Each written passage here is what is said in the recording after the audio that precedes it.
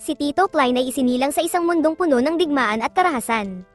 Nag-aral siya sa Barsberg Empire's Military Academy, kung saan sinasanay ang pinakamahuhusay na estudyante upang tulungan ang imperyo sa mga laban. Ang clueless na si Tito ay parang sirang laruan, laging napapahamak dahil sa malungkot niyang kwento, at wala siyang maalala mula sa kanyang nakaraan. Kaya naman, tinatawag siyang slave, at madalas siyang kinukutya ng iba. Pero hindi lahat ay ganoon sa kanya. Nandyan si Mikeage, ang kanyang tapat na kaibigan, na parang kapatid na niya. Nalaman na si Tito at Mikeage ay kabilang sa Class 35, ang elite group na itinalaga upang ipagtanggol ang Hoburg Fortress. Malapit na ang kanilang graduation exam, kung saan kailangan nilang ipakita ang kanilang galing sa Xiphon.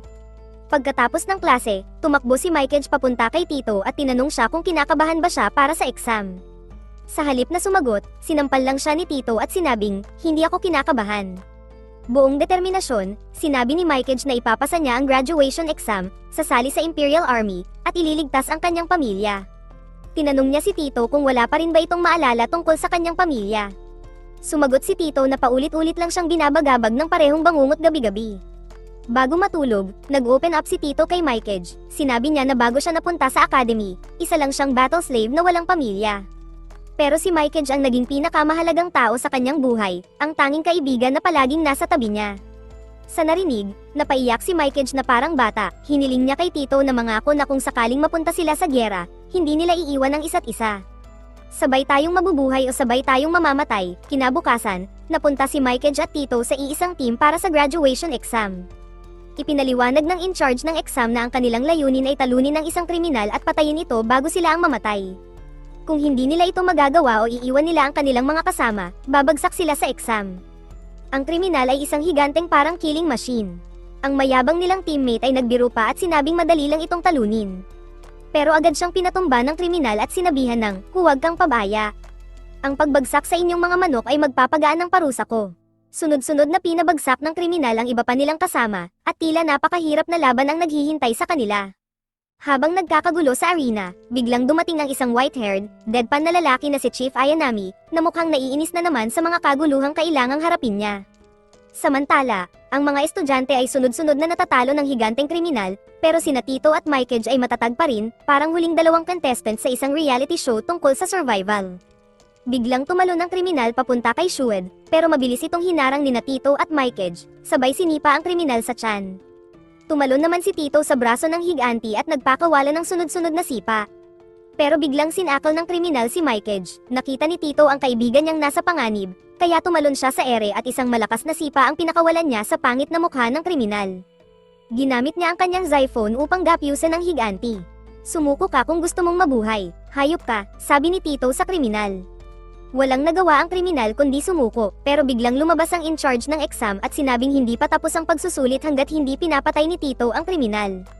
Tumanggi si Tito na sundin ang utos, na ikinagalit ng in-charge. Sa mga oras na iyon, pumasok si Ayanami sa arena, walang pasubali, at pinatay ang kriminal. Pagkatapos, tinawag niya si Tito na softy, at kinutya ang kanyang kakulangan ng tapang. Nang gabing iyon, sinabi ni Mikeage kay Tito na 19 na katao, kabilang sila, ang pumasa sa exam.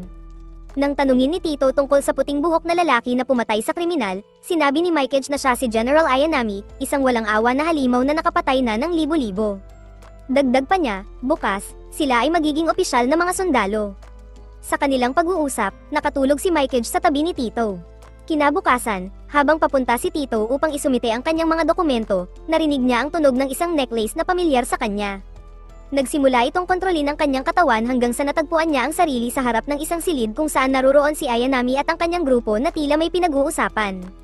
Nang sumilip si Tito sa loob, nakita niya si Ayanami na may hawak na kwintas at sinasabing kailangan niyang hanapin ang bato ng kwintas na ito. Ang kwintas ay pagmamay-ari ng King of Rags, na kilala rin bilang Eye of Mikhail. Nang marinig ang Eye of Mikhail, biglang bumalik ang mga alaala ni Tito. Naalala niya ang oras noong bata pa siya, si Ayanami pala ang pumatay sa kanyang ama, at ang kwintas ay pagmamay-ari niya. Unti-unting naging malinaw ang kanyang mga bangungot habang napupuno ang isipan niya ng nakakatakot na alaala ng pagkamatay ng kanyang ama. Punong-puno ng galit, lumundag si Tito papunta kay Ayanami gamit ang kanyang Xiphon powers. Ngunit agad siyang na-overpower ni Ayanami at nahuli. Itapon ang batang ito sa kulungan, utos ni Ayanami, sabay tinawag siyang slave from rags. Ayaw siyang pakawala ni Ayanami hanggang hindi niya sinasabi ang lahat ng nalalaman tungkol sa Lost Stone na konektado sa kwintas. Samantala, sinusuri ang mga gamit ni Tito, at nalaman ni Mikage na ang matalik niyang kaibigan ay nakakulong. Isang gabi, habang tulog na ang lahat, palihim na pumuslit si Mikage papunta sa kulungan at natagpuan si Tito, punong-puno ng sugat at hirap. Nang makita si Mikage, sinabi ni Tito na balak na niyang tumakas at hindi na niya magagawang tuparin ang pangako nila sa isa't isa. Pero mahigpit na hinawakan ni Mikage ang kamay niya at sinabing magkasama silang tatakas. Habang nagtatangkang tumakas, hinarang sila ng mga bantay ni Ayanami. Sa desperadong hakbang upang protektahan si Mikage, kinuha ni Tito ang isang kutsilyo at itinutok ito sa leeg ni Mikage, sabay pagbabanta sa mga bantay na umatras kung ayaw nilang may masaktan. Humarap si Tito kay Mikage, humingi ng tawad, at sinabi na wala siyang ibang magagawa kundi iwan siya. Pero iginiit ni Mikage na iligtas niya ang sarili at huwag nang mag-alala tungkol sa kanya. Sa walang ibang pagpipilian, tumalon si Tito sa isang ski ship at tumakas, iniwan si Mikage sa likod. Sugatang-sugatan si Mikage matapos tamaan ng Zyphone ni Ayanami. Habang nasa ski ship, nawala sa kontrol si Tito dahil sa matinding pagod at sakit. Nawalan siya ng malay at bumagsak mula sa ere, sa halip na bumagsak sa bundok, nalaglag siya sa ibabaw ng isang batang nagngangalang Frau, na nagpipiknak kasama ang dalawang kaibigan gamit ang kanilang sariling ski ship. Sa lakas ng pagbagsak nila, dumating agad ang dalawang kaibigan ni Frau para tingnan kung ayos lang siya. Samantala, iniutos ni Chairman Miroko kay Ayanami na hanapin si Tito dahil napakahalaga ng bata para mawala sa kanila. Ngunit hindi makapasok ang mga sundalo sa 7th District dahil ito ay teritoryo ng mga Diyos. Kung naruroon si Tito, hindi siya maaaring arestuhin ng mga sundalo. Samantala, dinala ng mga kaibigan ni Frau ang walang malay na si Tito sa isang simbahan, umaasang magising siya. Nang sa wakas ay magkamalay si Tito at damilat ang mga mata, ang una niyang ginawa ay sipin si Frau sa mukha at magtangkang tumalon mula sa balkonahe. Sa bilis ng reflexes, nahawakan ni Frau ang damit ni Tito sa ere at sinabing, "Ngayon lang ako nakakita ng ganitong kadesperado sa gustong mamatay." Habang nahihirapan si Frau na pigilan si Tito, sumaklolo ang isa pang lalaki at binuhat pabalik si Tito sa lupa. Kasabay nito, sinermonan niya si Frau sa pagpapahirap sa bata. Nang tanungin ni Tito kung bakit siya niligtas, ipinaliwanag ng lalaki na ito ay isang Barsburg Church na nasa 7th District at sila ay bahagi ng klero. Nagpakilala ang lalaki na may salamin bilang si Castor, ang lalaking may purple hair bilang si Labrador, at ang mukhang nakakatakot na si Frau bilang kanilang kasamahan. "Kami ay mga lingkod ng simbahan, at tungkulin naming tumulong," sabi ni Castor. Nang tanungin ni Frau si Tito kung miyembro siya ng Imperial Army dahil sa tato sa kanyang leeg, galit na sumigaw si Tito, "Hindi ako parte ng mga hayop na iyon." Napansin ng tatlong lalaki na mahina pa ang kalagayan ni Tito, kaya pinayuhan nila siyang magpahinga at iniwang mag-isa. Ngunit sa gabi, hindi makatulog si Tito dahil nag-aalala siya kay Mikage. Lumabas siya ng simbahan, iniisip kung paano niya mararating ang kaibigan. Pero bigla na lang bumigay ang kanyang mahihinang tuhod at siya'y bumagsak sa lupa. Nagising siya mula sa pagkahimatay nang marinig ang sigaw ng tatlong madre na nakakita sa kanya sa sahig. Pinakilala ng mga madre ang kanilang sarili bilang sina Sister Athena, Rosalie, at Labelle. Sa halip na sermonan siya, ginamit nila ang kanilang mahiwagang kakayahan para buhatin siya pabalik sa kanyang kwarto at binigyan siya ng princess treatment. Samantala, si Mikage naman ay nakakulong dahil sa pagtulong kay Tito sa pagtakas. Tinawag siya ni Ayanami para sa interogasyon at tinanong kung siya nga ba ang tumulong kay Tito noong gabing iyon. Nagbanta si Ayanami na papatayin ang pamilya ni Mikage kung muli nitong subukang iligtas ang kaibigan. Kinabukasan, nagising si Tito ng maayos ang pakiramdam at natagpuan ang sarili sa simbahan, napapaligiran ng maraming tao. Nalaman niya na ang simbahan ay tumutulong sa pagtanggal ng sumpa ng Verloren, ang dating god of death na kumuha ng mga kaluluwa ng tao kapalit ng 3 hiling. Mamaya, nagtungo si Tito sa library upang maghanap ng sagot tungkol sa misteryo ng mga sumpa. Pero nahimatay siya nang makita ang isang madre na may bungo sa halip na mukha. Buti na lang, mabilis na umaksyon si Frau, parang bayani, at sinalo si Tito sa kanyang mga bisig na parang isang groom na may faintang bride. Sa kanyang smug expression, tila tinatanong ni Frau kung ilang beses pa ba niyang kailangang iligtas si Tito. Hindi nagtagal, dumating si Castor at casual na sinabi na siya ang utak sa likod ng Skullface noon na iyon. Ang Skullface doll ay iniabot ang isang libro kay Castor, pero mabilis na kinuha ni Frau ang libro, hinayla si Tito, at tumakbo palabas ng library na parang nasa isang undercover mission. Pagkalabas, isiniwalat ni Frau na ang libro ay hindi talagang libro, ito'y isang magazine na puno ng scandalous photos. Bago pa ma-enjoy ni Frau ang kanyang treasure, dumating ang Skullface doll at binigyan siya ng malakas na flying kick sa ulo, malinaw na hindi impressed sa kanyang panlasa sa literatura. Pagkatapos, tinanong ni Tito si Castor tungkol sa mga nangyari 10 taon na ang nakalipas. Ipinaliwanag ni Castor na noong araw, may dalawang kaharian, ang Barsburg Kingdom, na nasa ilalim ng banal na proteksyon ng Eye of Raphael, at ang Rags Kingdom, na nasa ilalim naman ng proteksyon ng Eye of Michael. May kasunduan ang dalawang kaharian, ang Barsburg Kingdom at ang Rags Kingdom, upang mapanatili ang kapayapaan at magtulungan. Pero 10 taon na ang nakalipas, sinira ng Rags Kingdom ang kasunduan at nagdeklara ng gyera laban sa Barsburg Empire. Dahil dito, mabilis na nag-api at nawasak ang kaharian ng Rags. Tinanong ni Tito kung totoo ba ang bersyon na ito ng kasaysayan. Sinabi ni Frau na kung hindi siya naniniwala, mas mabuting alamin niya ang katotohanan mismo. Habang naglalakbay si Tito upang hanapin ang sagot, napadpad siya sa isang malaking rebulto. Sinabi ng isang madre na noong araw, ang God of Death Verloren ay nagkasala ng tumakas mula sa langit at naghasik ng lagim sa mundo ng mga tao. Dahil dito, ipinadala ng punong Diyos ang 7 ghosts upang parusahan at isil si Verloren. Ang rebeltong tinitingnan ni Tito ay si Sikhel, isa sa mga 7 ghosts. Pagkatapos, dinala siya ng madre sa isang napakalaking bulwagan na tinatawag na Domain of God. Sa kalaunan, binigyan siya ni Bishop Labrador ng isang pilak na rosas bilang proteksyon. Pero biglang nagmamadaling dumating ang isang madre, sinasabing nawawala si Tito, hindi kumain, at hindi rin uminom ng gamot. Agad namang naghanap si Frau at natagpuan si Tito na palihim na tumatakas palabas ng lungsod. Hinawakan siya ni Frau mula sa likod at galit na tinanong, ano na namang iniisip mo sa ginagawa mong ito? Biglang inanunsyo ng tagapagbantay na isasara na niya ang mga tarangkahan. Tumakbo si Tito patungo sa tarangkahan, pero pinigilan siya ni Frau. Binuhat siya ulit na parang bata at sinamahan pa ni Castor. Sinabi ni Castor na magiging malaking problema kung mahimatay ulit si Tito, kaya mas mabuting bumalik siya kung ayaw niyang mamatay sa gutom. Pagkatapos, kinuha ni Castor ang silver rose at nilagay ito sa buhok ni Tito, sinasabing hindi ito gagana kung hindi niya ito palaging suot. Dinala nila si Tito sa dining hall, kung saan muling binabi siya ng mga madre. Pinaupo siya sa isang mesa na espesyal na inayos para sa kanya at sinabihang kumain ng mabuti para makabawi ng lakas. Ngunit pag-angat niya ng takip ng kaserola, halos mahulog siya sa upuan nang makita na eyeballs ang laman ng hapunan. Si Frau, na mukhang enjoy, agad na kinain ng mga eyeballs habang si Tito ay halos masuka. Isa sa mga madre ang nagsabi na bawal silang kumain ng karne, kaya ang makakuha ng eyeballs para sa hapunan ay itinuturing na biyaya. Nang tuksuhin ni Frau si Tito, sinabing siya na lang ang kakain kung hindi niya kayang kainin, mabilis na sinubo ni Tito ang isa. Sa kanyang gulat, nagustuhan niya ang lasa, muli siyang tinukso ni Frau, sinasabing maliit siya dahil lumaki siyang puro gulay, pills, at karne lang ang kinakain. Sinabi pa niyang dapat mag-focus si Tito sa pagkain ng organic food para tumangkad. Na-realize ni Tito ang pagiging maliit niya, kaya't biglang kinain niya lahat ng eyefish sa plato niya, na ikinagulat ng lahat. Ang mga madre ay nagtanong tungkol sa pangalan at pagkatao niya, pero natahimik si Tito. Napansin ng mga madre ang awkward na sitwasyon kaya't sinabi nilang huwag siyang mag-alala at i-enjoy lang ang pananatili niya sa simbahan. Habang lahat ay abala sa pagkain, nananatiling tahimik si Tito, patuloy na iniisip ang kanyang matalik na kaibigan na si Mikesh. Samantala, sa Barsburg Empire, tinanong ni Master Miroku kung natukoy na ang lokasyon ni Tito. Iniulat ng mga sundalo na nasa 7th District siya at may mga ebidensyang nag-crash ang skiff ship doon. Nagtanong si Miroku kay Ayanami kung bakit tumakas si Tito.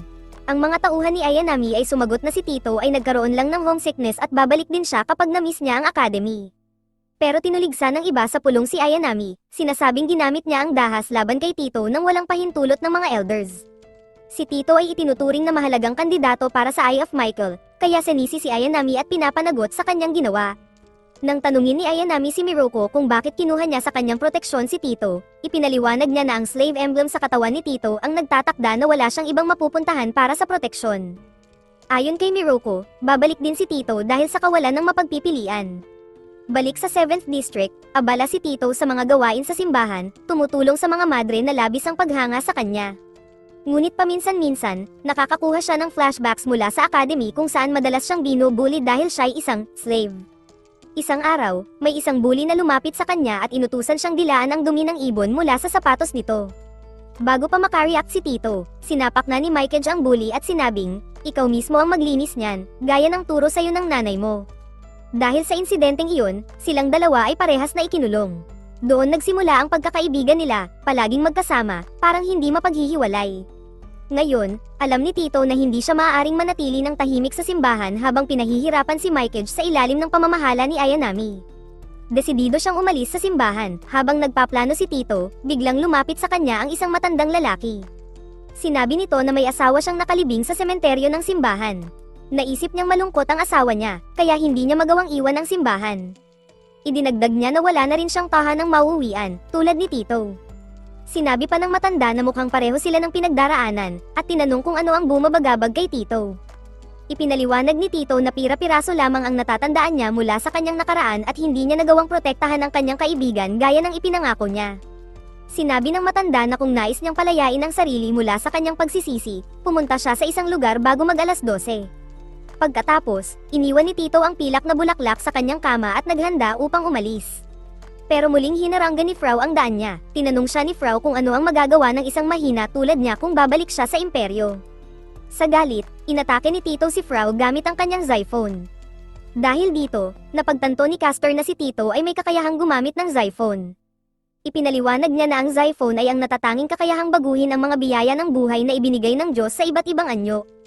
Karaniwan, ang kapangyarihang ito ay naia-activate ng emosyon at dumadaloy mula sa kamay ng gumagamit. Nagpatuloy ang laban ni Tito at Frau, at ngayon, parehong nasa ere ang dalawa, nag-aaway na parang cats and dogs.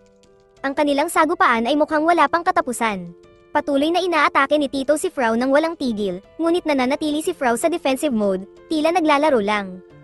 Pinapanood ni Castor at Labrador ang laban, napapansin na bagamat parang nilalaro lang ni Frau si Tito, sapat ang lakas ng huli upang magpatuloy sa laban. Patuloy na inaasar ni Frau si Tito habang paulit-ulit na pinakakawalan ni Tito ang kanyang Zyphone laban sa kanya. Pero wala ni isa sa mga atake ni Tito ang tumatama kay Frau. Sinabi ni Frau sa kanya, huwag kang umasta na parang bata. Kung gusto mong bumalik at talunin ako, mas maging makapangyarihan ka muna. Ang pangungutya ni Frau ay lalong nagpagalit kay Tito. Sa sobrang galit, inactivate niya ang maximum power ng kanyang Zyphone at malakas na inatake si Frau. Ngunit nang hamu pa ang alikabok, napagtanto ni Tito na ni kaunting gasgas ay wala kay Frau, at siya pa ang nakatayo sa likuran niya. Sinabi ni Frau, kailangan mo ng higit pa sa Zyphone para talunin ako, bago niya binigyan si Tito ng malakas na suntok sa tiyan, dahilan para mawalan siya ng malay at bumagsak. Sinabihan ni Castor si Frau na masyado siyang naging marahas sa bata, pero sinabi ni Frau na sa ngayon, hindi na muna susubukang tumakas si Tito. Sa kalagitnaan ng gabi, nagising si Tito mula sa isang bangungot tungkol kay Mikage, na pinahihirapan ni Ayanami. Naalala niya ang sinabi ng matandang lalaki na dapat niyang puntahan ang isang lugar bago maghating gabi. Agad niyang tinakbo ang lugar upang makipagkita sa matanda at sundan ito upang iligtas si Mikage. Dinala siya ng matanda sa isang tahimik na pasilyo at tinanong kung nahihirapan ba siyang maalala ang kanyang nakaraan at kung talagang nais niyang iligtas ang kaibigan niya. Ipinakita ng matanda ang isang larawan ni Tito kasama ang kanyang ama noong bata pa siya. Sinabihan siya ng matanda na mag-isip ng mabuti at alalahanin ang kanyang nakaraan. Biglang nagbalik sa alaala ni Tito ang mga panahon noong bata pa siya. Naalala niya ang pagdating ni Ayanami sa kanyang kaharian, kung saan noalay siya sa kanyang ama. Dahil dito, napilitan siyang mabuhay sa kalungkutan at pag-iisa hanggang sa nakilala niya si Mikage. Si Mikage ang tumawag sa kanya bilang tunay na kaibigan, nangakong hindi siya iiwan, at tinulungan siyang makatakas. Pagkatapos, sinabi ng matanda kay Tito na kung nais niyang matupad ang kanyang hiling, kailangan niyang isuko ang kanyang kaluluwa. Sinimulan ng matanda ang hypnotism, pinipilit si Tito na ipikit ang kanyang mga mata at ialay ang kanyang kaluluwa. Ngunit nang malapit nang mahulog si Tito sa bitag ng matanda, dumating sina Frau at ang kanyang mga kaibigan. Sigaw nila kay Tito, huwag mong hayaang lamunin ng dilim ng taong ito ang puso mo. Hinarap nila ang matanda at sinabing tigilan na nito ang ginagawa kay Tito. Iwanan mo siya, utos nila sa matanda habang ipinapakita ang kanilang determinasyon na protektahan si Tito mula sa anuman. Sinabi ng matanda na si Tito mismo ang lumapit sa kanya para sa kaligtasan. Tumawa si Frau at tinanong kung ang kaligtasan niya ay may basbas ng Diyos. Sagot ng matanda, ibibigay niya si Tito sa kanyang Panginoon upang mapasaya ito. Pero ayaw nang marinig ni Frau ang mga kalokohan ng matanda, kaya kinuha niya ang kanyang sikol at sinabing, kakatayin kita dito't ngayon. Nagsimula ang isang matindi at brutal na laban sa pagitan ni Frau at ng masamang matanda. Tinangkang tumulong ni Tito gamit ang kanyang Zyphone, pero sinabihan siya ni Frau na huwag makialam dahil hindi gagana ang Zyphone laban sa matanda. Nang ma-corner ang matanda, bigla itong tumakbo upang tumakas, ngunit hinagisan siya ni Labrador ng pilak na rosas, na naglock ng kanyang daanan. Kasabay nito, sina Castor at Labrador ay muling natrap ang matanda. Sabi ni Castor, masakit sa akin ang magtaas ng kamay laban sa isang matanda, pero kailangan kong ibalik ang kaluluwa ni Tito sa kanya. Nang marinig ito, sumigaw si Tito sa takot habang ikinarga siya ni Frau gamit ang kanyang sickle at itinapon siya sa kandangga ni Labrador.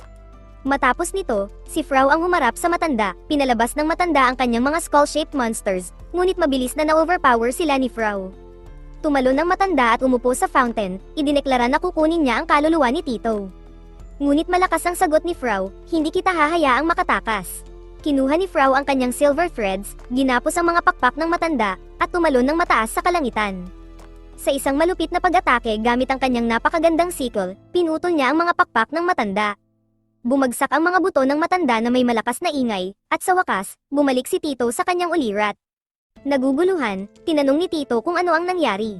Ipinaliwanag ni Castor na ang matandang iyon ay nawalan ng kaluluwa dahil sa Core, isang tagapaglingkod na nangaakit sa mga tao sa kadiliman. Buti na lang, naging matagumpay sila sa pagbawi ng kanyang kaluluwa. Nagising ang matanda, at sinabi ni Castor na pumasok siya sa loob ng simbahan upang hindi siya magkasakit. Binuhat ni na Labrador at Castor ang matanda upang dalhin siya sa simbahan para makapagpahinga sa gabing iyon. Samantala, muling binuhat ni Frau si Tito at kinaladkad siya papasok sa simbahan. Nagprotesta si Tito, sumigaw na, tigilan mo na ang pagdadala sa akin na parang sako ng bigas. Ngunit sinabihan siya ni Frau na, tumigil ka dyan at huwag nang magreklamo. Itinapon ni Frau si Tito sa kama at sinabing umupo ng maayos upang maalis niya ang core mark mula sa kanyang dibdib. Itinaas ni Frau ang kanyang kamay, hinugot ang kakaibang sumpa mula sa katawan ni Tito, at sinabihang magpahinga. Kinabukasan, nagising si Tito at naglakad-lakad sa paligid ng simbahan. Bilang isang estudyante ng military academy, halos wala siyang alam tungkol sa mundo sa labas. Nang lumabas siya ng simbahan, nakita niya ang maliwanag at mapayapang kapaligiran, kung saan abala ang mga madre sa paglalaba sa may batis. Napansin ng mga madre si Tito na tila malalim ang iniisip, kaya binati nila siya ng magandang umaga. At sinabing inaayos nila ang kanyang mga lumang damit. Lumapit si Sister Rosalie at ipinakita ang kanyang pantalon, sinabing siya na ang maglalaban nito. Ngunit mabilis na inagaw ni Tito ang kanyang underwear at sinabing siya na ang maglalaban nito. Biglang dumating si Frau, binatukan si Tito, at tinukso siya, halos hindi kita napansin. Napakaliit mo talaga, galit na tinanong ni Tito si Frau kung ano ang kailangan ng stupid bishop mula sa kanya. Sinabi ni Frau na hindi niya papayag ang umalis si Tito hanggat hindi siya ganap na malusog upang alagaan ang sarili.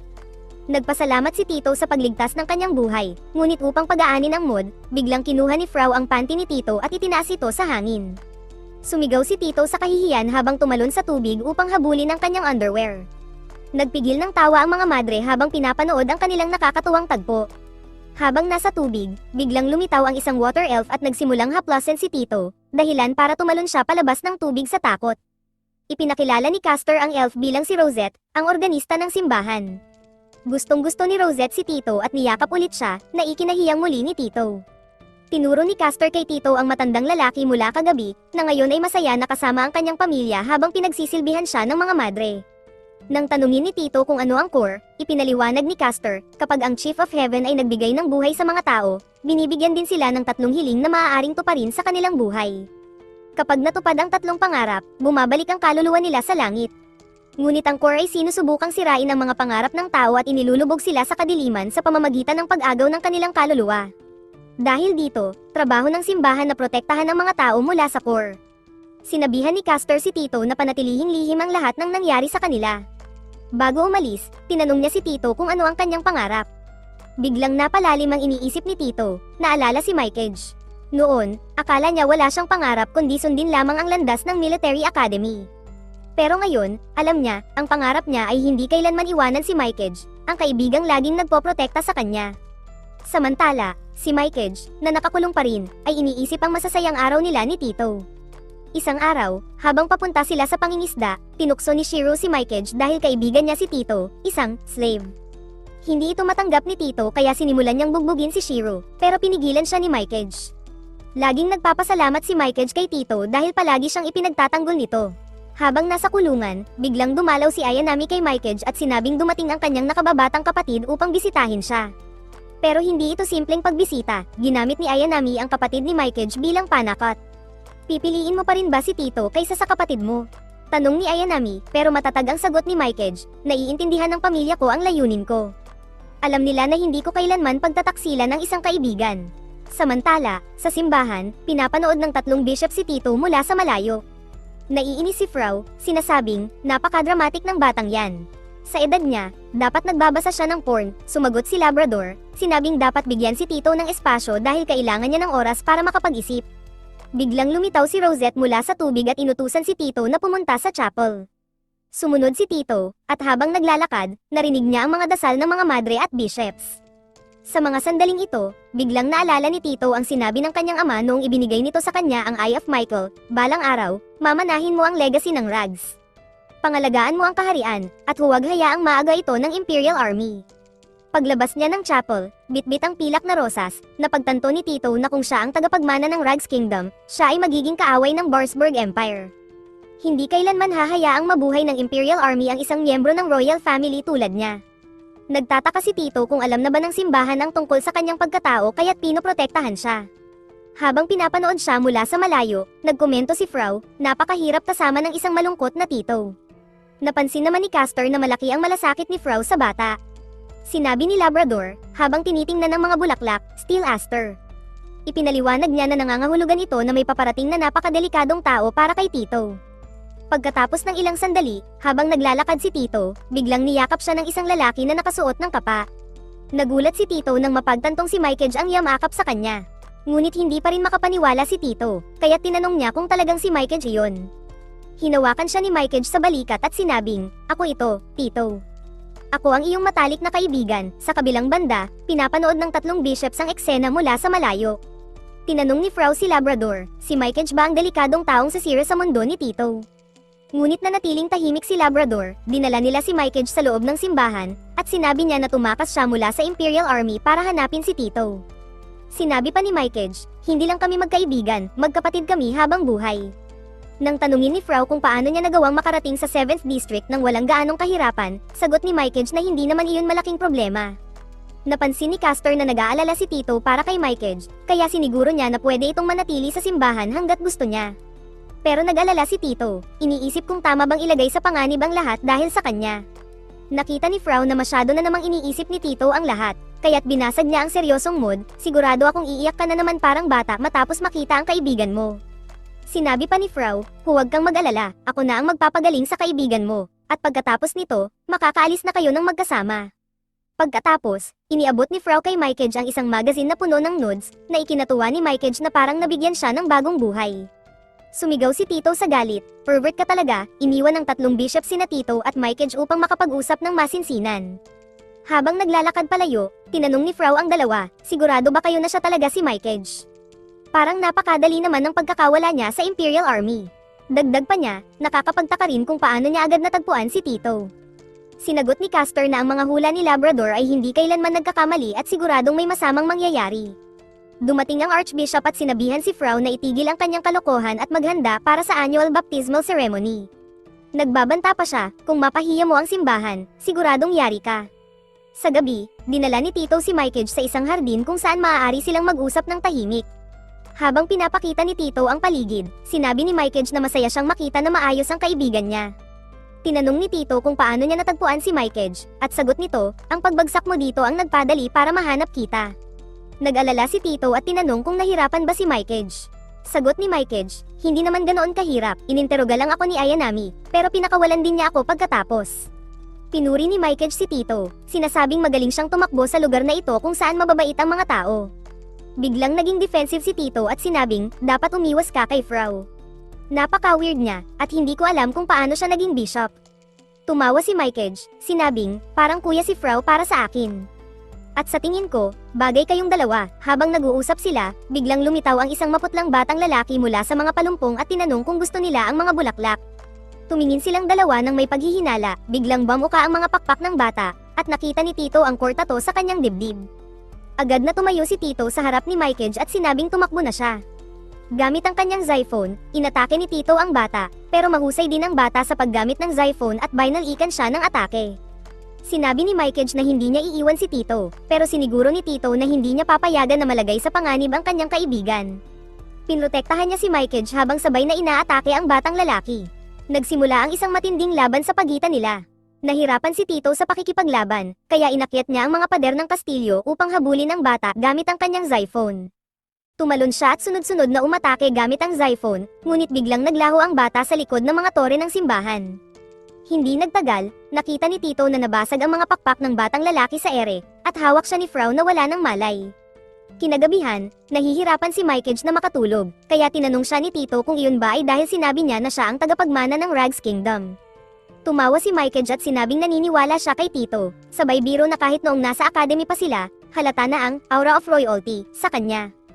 Tinanong ni Mykage kung gusto ni Tito marinig ang kanyang kwento. Nang sinabi ni Tito na gusto niyang malaman ang lahat, nagsimula si Mykage, nang matapos ang gyera sa Rags, 5 taong gulang pa lang ako.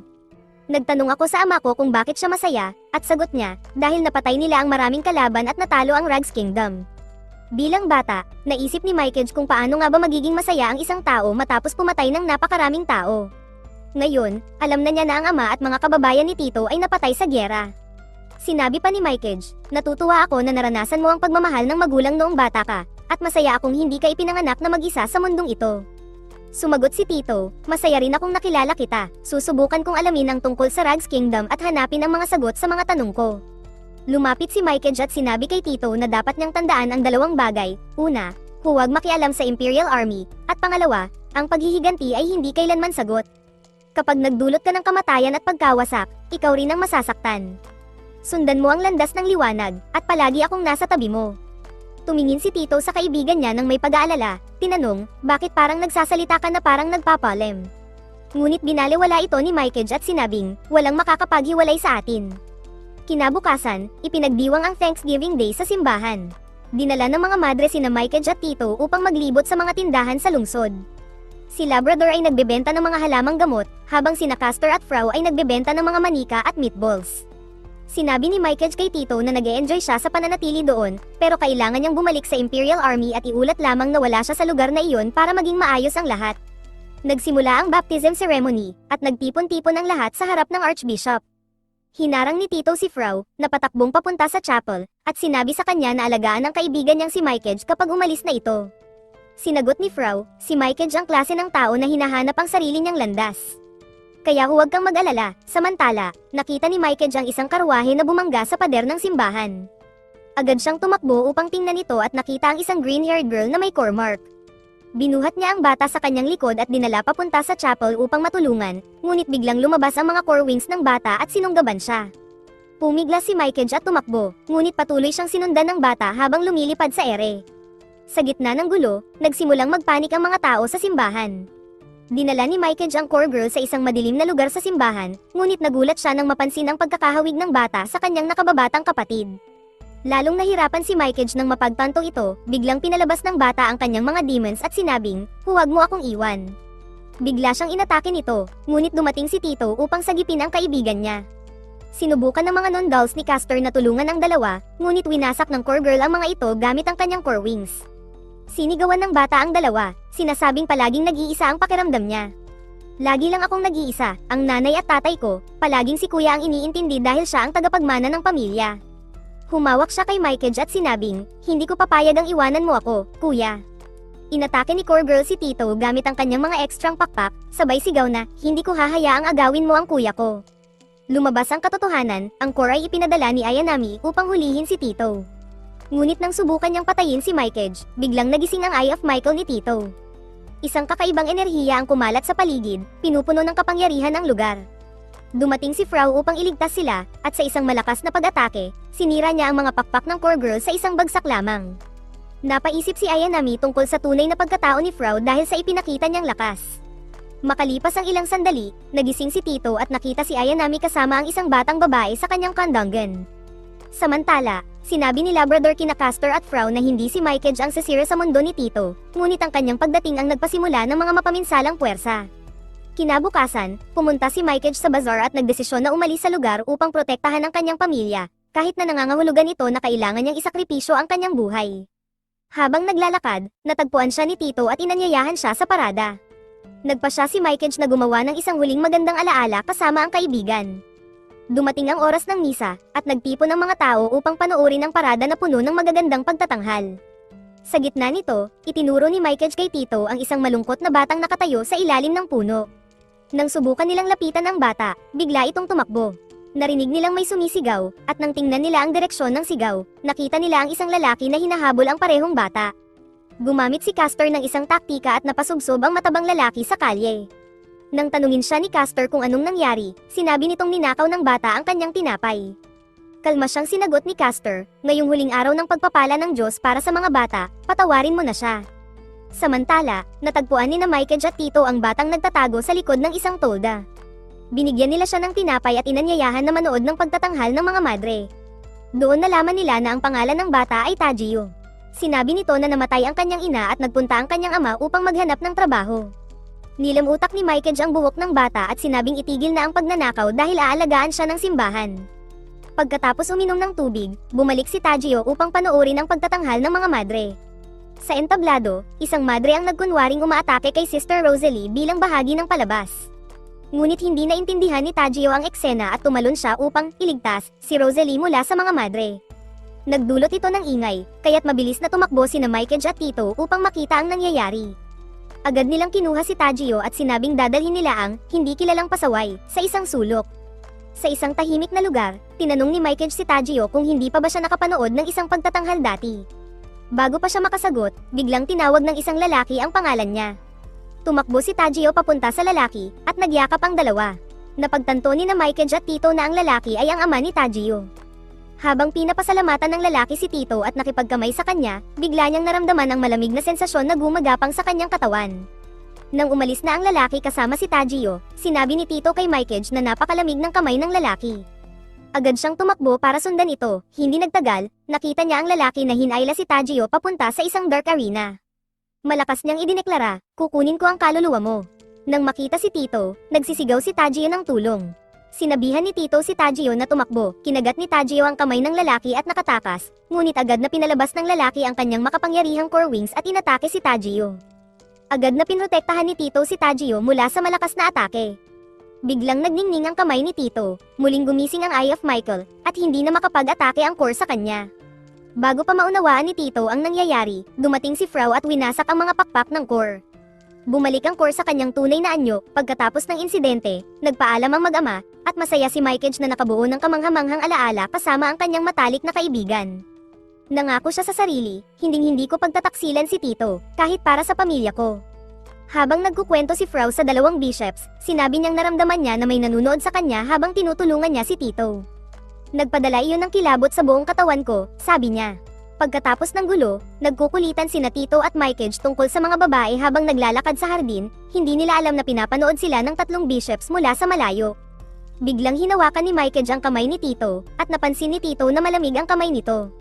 Nabigla siya at hinayla ang braso niya palayo, nang hawakan ulit ni Tito ang kamay ni Mikey, naramdaman niyang may kakaiba. Nginitian siya ni Mikey, sinabing pagod lang siya, at agad na lumayo papunta sa balkonahe. Pinanood ng tatlong bishops ang eksenang iyon at napansin nilang may mali. Sinabi ni Labrador, kalahati lang ng kaluluwa ni Mikey ang nasa katawan niya, habang ang kalahati ay wala sa kung saan. Tinanong ni Castor kung maaari ba nilang iligtas si Mikey, ngunit inamin ni Labrador na hindi siya sigurado dahil hindi nila alam kung nasaan ang nawawalang kalahati ng kaluluwa nito.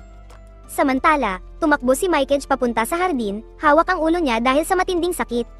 Napagtanto niyang hindi na niya kayang pigilan ang nangyayari. Unti-unti nang kinokontrol ni Ayanami ang kanyang katawan. Biglang dumating si Tito, tumatakbo, at tinanong kung maayos lang siya.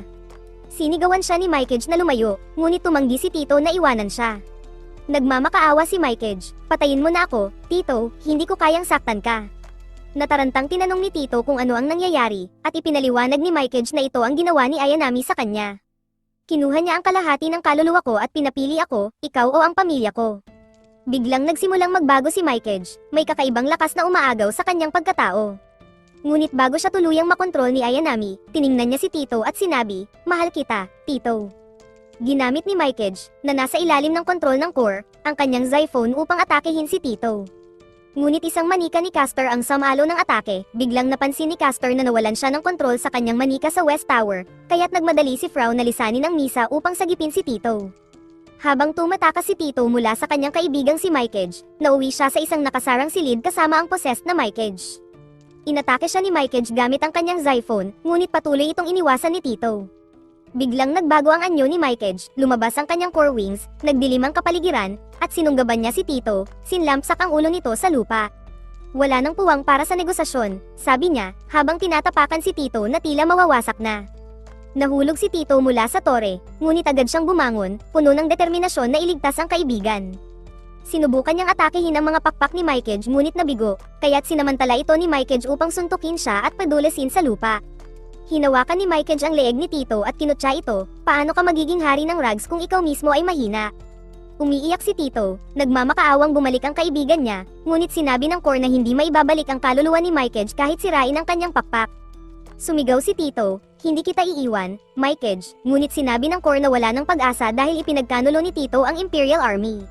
Nang tanungin ni Tito kung bakit hindi siya pinapatay, ibinunyag ng Core na gusto siyang buhayin ni Chairman Miruko. Biglang pinaganya ni Mikeage ang isang bitag sa leeg ni Tito, dahilan para mahulog siya mula sa tulay at bumagsak malapit sa isang misteryosong pader na puno ng mga nakulong na kaluluwa. Desperado, kumatok si Tito sa pader, nananawagan sa pagbabalik ni Mikeage. Biglang nabasag ang pader, at isang kaluluwa ang lumabas, dumaikit kay Tito. Sa simbahan, ipinaalam ni Labrador sa lahat na si Tito ay nagising na at ang kanyang kapangyarihan ay muling lumalabas. Sa parehong sandali, ang luha ni Mikeage ay tumulo sa Eye of Michael sa likod ni Tito, at isang kakaibang enerhiya ang nagising sa loob niya.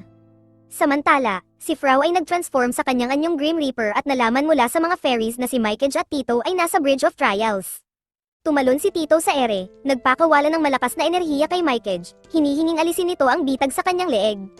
Pagod, bumagsak si Tito at nakiusap kay Mikeage na palayain siya. Ngunit sa halip, hinigpitan ni Mikeage ang gintong mga lubid sa kanyang leeg, halos hindi na makahinga si Tito. Nang papatayin na ni Mikeage si Tito, biglang dumating si Frau at tinanong, ikaw ba ang kumuha sa kaibigan ni Tito? Agad na kinilala ni Ayanami, na kontrolado ang katawan ni Mikeage, si Frau bilang si Sikhel, isa sa 7 ghosts na matagal na niyang nakalaban. Naaalala ni Tito ang sinabi ng isang madre tungkol kay Sikhel, ang Diyos na pumupuksa ng kasawian at lumalabas kapag kinakailangan. Nagmamakaawa si Tito kay Frau, gamitin mo ang iyong Sikhel para iligtas si Mikeage.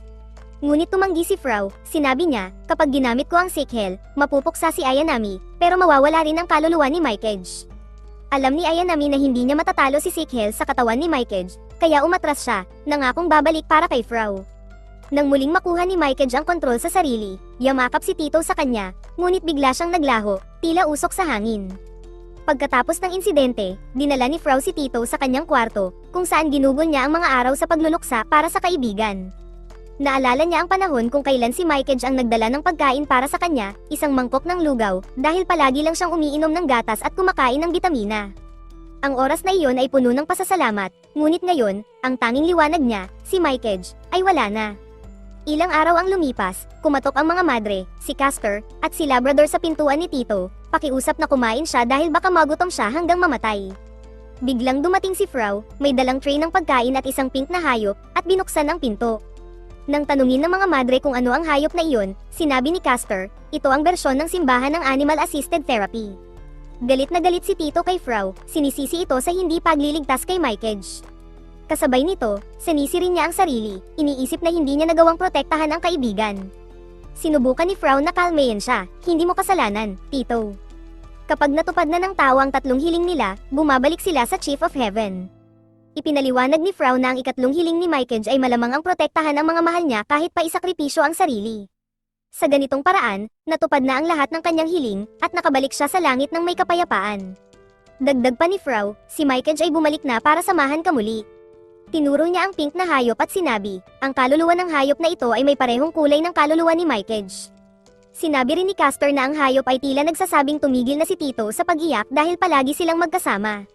Unti-unting ngumiti si Tito, uminom ng tsaa, at nagsimulang kumain ng kanyang pagkain. Sa isip ni Frau, nagpasya siya na ang taong gumamit sa kaluluwa ni Mikeage ay magbabayad ng sariling buhay. Samantala, naalala ni Frau ang pagkilala ni Ayanami sa kanyang Sikhel at nagtaka kung may isang tao mula sa nakaraan niya ang muling nagising nang hindi nila nalalaman. Tinanong ni Castor si Tito kung bakit siya may suot na collar, at ipinaliwanag ni Tito na inilagay iyon ni Ayanami. Nag-alok si Frau na alisin ito, ngunit biglang lumitaw ang isang mata mula sa collar at kinagat ang kanyang daliri. Ipinaliwanag ni Labrador na ito ay isang oath collar, na nakikilala ang kanyang master sa pamamagitan ng dugo. Ngayon, kailangang manatiling magkasama sina Tito at Frau sa loob ng 48 oras, kung hindi ay sisabog ang collar. Tumingin silang dalawa sa isa't isa nang may pagkasuya, nagtatanong kung paano sila nauwi sa ganitong sitwasyon. Kinabukasan, pumunta sila sa sementeryo upang magbigay galang sa kaluluwa ni Mikeage. Muling nalungkot si Tito, at matapos mag-isip, nagpasya siya, papatayin ko si Ayanami. Samantala, sinabi ni Ayanami kay Chief Miroko na nilinlang siya ng simbahan sa pamamagitan ng pagtatago ng Eye of Michael sa imperyo nang hindi nalalaman ang tunay na pagkakakilanlan nito.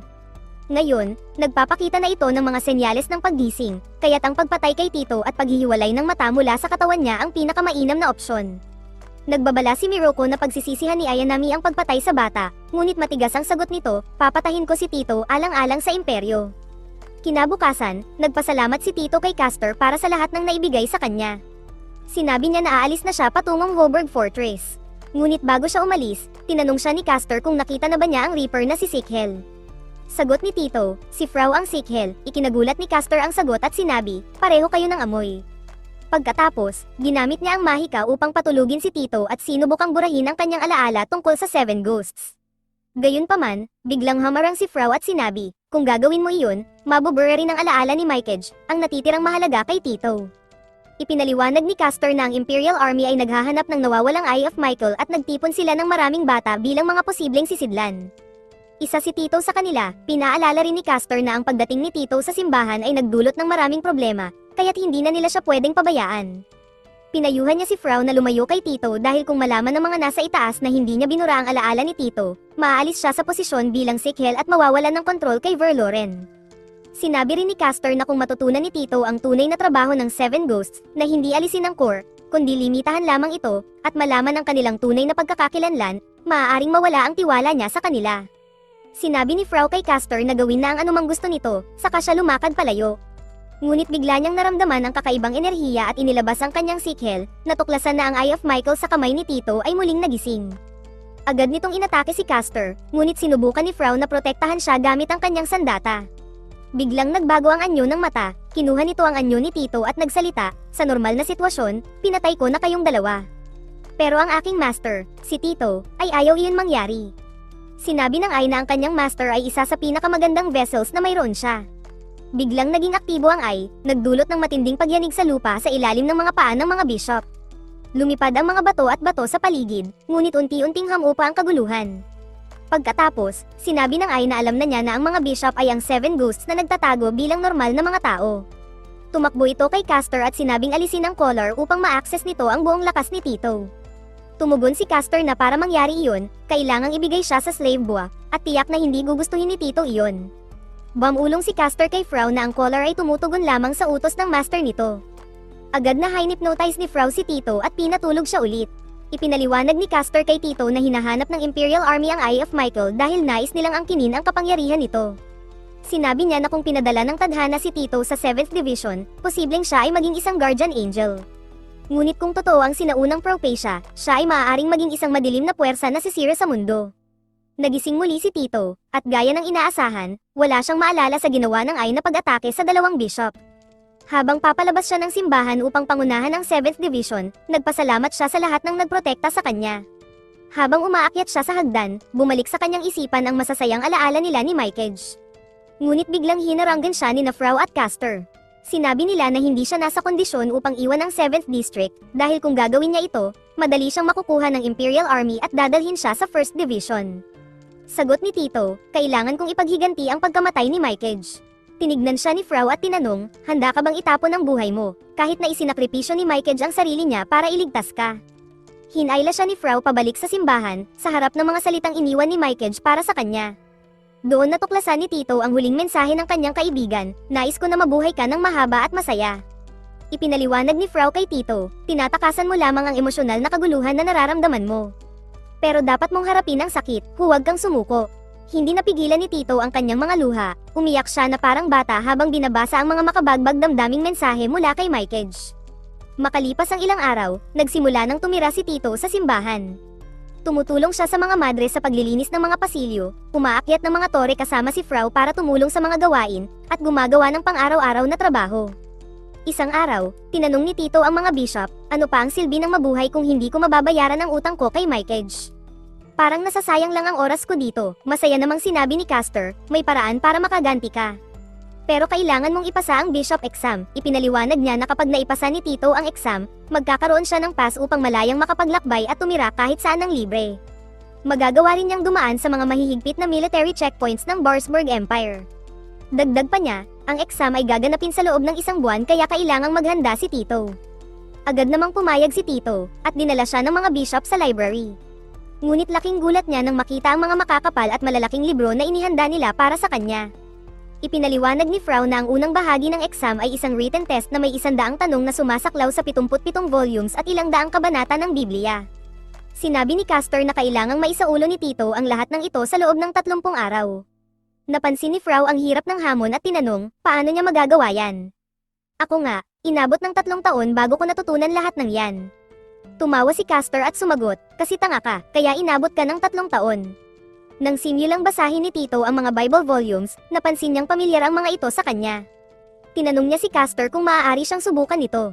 Sa simula ng pagsusulit, nagulat si Frau nang masagot ni Tito ang lahat ng tama, tila isang eksperto. Sinabi ni Tito na, parang lullaby lang ang mga salitang pumapasok sa isip ko. Ngunit inamin niya na marami pa siyang kailangang isaulo upang maipasa ang exam. Pagkatapos ng ilang oras, dinala ni Castor ang isang sandata kay Tito. Ipinaliwanag niya na ang ikalawang bahagi ng exam ay isang practical Xiphon test kung saan kailangan niyang ipakita ang kanyang kakayahan sa Xiphon. Sinabi ni Castor na sa mundong ito, maraming bagay na hindi kayang protektahan sa pamamagitan lamang ng malasakit at panalangin. Kailangang armado ang mga bishop upang tulungan ang mga lost lambs na nawalan ng pangarap at naligaw ng landas. Kinuha ni Frau ang sandata mula kay Castor at ipinaliwanag kay Tito na ang ikalawang exam ay tungkol sa pagpatay sa core. Tinawag niya ang sandata na Baculus, isang espesyal na sandata na ginagamit ng mga bishop upang sirain ang core. Kailangang ma-channel ni Tito ang kanyang Xiphon sa Baculus upang makuha at sirain ang core. Kinuha ni Tito ang Baculus at sinabi, sa academy, natutunan ko kung paano mag-channel ng enerhiya sa mga sandata. Sinubukan niyang gamitin ang Baculus at pinaga niya ang kanyang Xiphon, ngunit hindi niya ito makontrol. Naiinis, tinanong niya, kaya ba ng isang bata tulad ko na maging isang bishop? Sinagot siya ni Frau, normal na proseso ang pagiging pari muna bago maging bishop. Pero para sa mga nakakagamit ng Xiphon sa murang edad, may espesyal na pagkakataon upang direktang maging bishop, na dalubhasa sa paglaban sa kadiliman. Idinagdag ni Castor na hindi tulad ng ibang bishop, papayagan si Tito na maglakbay sa buong mundo upang labanan ang mga minions ng darkness. Nagpasalamat si Tito at tinanong kung sino ang gumawa ng espesyal na sandata. Ipinaliwanag ng mga bishop na ito ay gawa ng isang master craftsman na taunang bumibisita sa simbahan. Nilagyan ni Frau ng badge si Tito at sinabing palagi siyang babantayan, kaya dapat siyang mag-behave ng maayos habang nasa ilalim ng pagsasanay. Makalipas ang ilang oras, tinanong ni Castor si Frau kung paano ang progreso ni Tito. Sagot ni Frau, 3 oras na siyang nagsasanay, pero parang walang masyadong nangyayari. Lumapit si Castor kay Tito at ipinakita ang isang manika kung saan nakulong ang mga core wings. Sinabi niya kay Tito na iyon ang kanyang magiging practice, hulihin ang manika gamit ang kanyang Xiphon. Agad na nagsimulang tumakbo ang manika sa paligid ni Tito. Nag-alala si Frau, kaya ba ng isang tulad niya ang manika? Sinagot siya ni Castor, nilagyan ko na ng selyo para limitahan ang kapangyarihan nito. Hayaan natin siyang mag-ensayo mag-isa, ngunit biglang napansin ng manika ang mga madre at nagsimulang gumawa ng kakaibang bagay sa harap nila. Pagkatapos, inatake nito ang mga madre, kaya't nagmadali si Tito na tumakbo papunta sa kanila. Gamit ang kanyang sandata, sinubukan niyang salakayin ang manika. Tumakbo ang mga madre palayo habang nanatiling nakatayo si Tito, naghihintay sa reaksyon ng manika. Biglang lumabas ang mga core wings mula sa katawan ng manika, at natulala si Tito sa takot. Tumakbo ang manika papunta kay Tito habang sumisigaw siya para sa tulong. Ngunit bago ito makalapit, biglang nalubog ito sa mga bulaklak, dumating si Labrador upang iligtas siya. Dinala ni Labrador si Tito para magpahinga at inalok siya ng flower tea. Ipinaliwanag niya na ang tsaa ay may matamis na lasa para sa mga nasasaktan. Biglang umiyak si Tito at sinabing gusto niyang mag-higanti para kay Mikeage, pero sinabi ng kaibigan niya na huwag gawin iyon. Sinagot siya ni Labrador, pinatawad ka na ni Mikeage. Minahal ka niya, kaya't hindi ka niya ibinigay sa Imperial Army. Napagtanto ni Tito na si Mikeage ang tunay na kayamanang natanggap niya. Naisip niya kung paano mabuhay ng isang buhay na magpapasaya sa kanya. Biglang nagningning muli ang Eye of Michael sa kanyang kamay. Kinagabihan, habang pauwi si Tito sa kanyang kwarto, tila nakita niya si Mikeage. Ngunit nang hawakan niya ang balikat ng isang golden-haired boy, nalaman niyang hindi ito si Mikeage kundi isang bata na nag-e-exam din para maging bishop. Tinukso ng Blondie si Tito, sinabing hindi niya alam na pinapayagan na pala ang mga bata na kumuha ng ganitong kahirap na exam. Tinawag ni Tito ang Blondie na Weasel, at tinanong kung kilala niya si Shri mula sa O Family, dahil mukha itong kamukha ni Shri mula sa Academy. Nagsimula silang magtalo at muntik ng magkasuntukan. Sinabi ng Blondie, galing ako sa Oak family, nandito ako para hanapin ang isang tao, saka ito umalis. Sinundan siya ni Tito at dumating sa isang grupo ng mga bishop na nagtipon upang panoorin si Archbishop Baston na kumukuha ng core mula sa isang batang babae gamit ang Xiphone. Pinanood ni Tito kung paano ginamo ni Baston ang core girl nang walang sakit o pinsala. Tinanong ni Tito si Castor kung paano nagawa iyon ni Baston. Ipinaliwanag ni Castor na si Archbishop Baston ay isang eksperto sa healing Xiphone. Ang Xiphone na ito ay hindi ginagamit para sa pag-atake, kundi para sa pagbibind at pagtanggal ng core nang walang sakit. Sinabi ni Castor, sa tamang talento at pagsisikap, magagawa mo rin ito balang araw. Simula ngayon, bibigyan ka namin ng espesyal na pagsasanay. Maya-maya, nakita muli ni Tito ang Blondie at tinanong ito kung sinusubukan ba nitong maging kaibigan niya. Sinigawan siya ni Tito, huwag kang mag-ilusyon, hindi mangyayari yon. Kinagabihan, ibinigay ng mga madre ang kwarto ni Tito, at laking gulat niya nang malaman na ang kanyang kasama sa kwarto ay ang Blondie na nakilala niya kanina. Ipinakilala siya ng mga madre bilang si Hakiren Oak, mula sa 1st District. Pareho nilang agad na hiningi ang pagbabago ng kwarto, ngunit tumanggi ang mga madre, sinasabing dapat silang maging magkaibigan. Habang nag-aaral si Hakiren, patuloy na nagmumukmak si Tito tungkol sa pagiging magkasama nila sa kwarto. Maya-maya, inalok siya ni Hakiren na samahan ito, ngunit nagdadalawang isip si Tito dahil pakiramdam niya ay hindi pa rin niya alam kung paano gamitin ng tama ang Baculus. Sa tuwing sinusubukan niyang i-channel ang kanyang Xiphone dito, parang tinatanggihan siya ng sandata. Bigla niyang napansin ang dugo sa Baculus, at naisip niyang ito ang dugo ng mga naunang kandidato na nagsumikap upang maging bishop. Naglakad sila ni Hakiren patungo sa isang arena upang magsanay, ngunit pinahinto sila ng isang gwardya na sinabing kailangan muna nilang magparehistro sa gate register bago magsimula. Nang makapasok na sila, biglang nawala ng malay ang gwardya, kaya't binuhat nila ito papunta sa infirmary. Kumalat agad ang balita tungkol sa nangyari kay Guard Aldo, at sinabi ni Labrador kay Castor na ito ang unang pagkakataon na nangyari ang ganito. Idinagdag pa niya na pati ang mga bulaklak ay tila natatakot. Samantala, nagmamadaling tumatakbo sina Hakiren at Tito papunta sa klase dahil nahuli na sila matapos dalhin si Aldo sa infirmary. Habang tumatakbo, sinabi ni Hakiren kay Tito, isa kang mabuting tao dahil tinulungan mo ang gwardya kanina. Nahihiyang sumagot si Tito, tigilan mo nga ako, para mo na rin akong ginagawang bata. Nang dumating sila sa klase, sumama sila sa ibang mga kandidato na ipinapakita ang kanilang mga Baculus. Napansin ni Tito na kakaiba ang anyo ng kanyang Baculus kumpara sa iba. Pinangunahan ng madre ang grupo papasok sa isang water barrier kung saan may mga core na lumilipad sa itaas nila.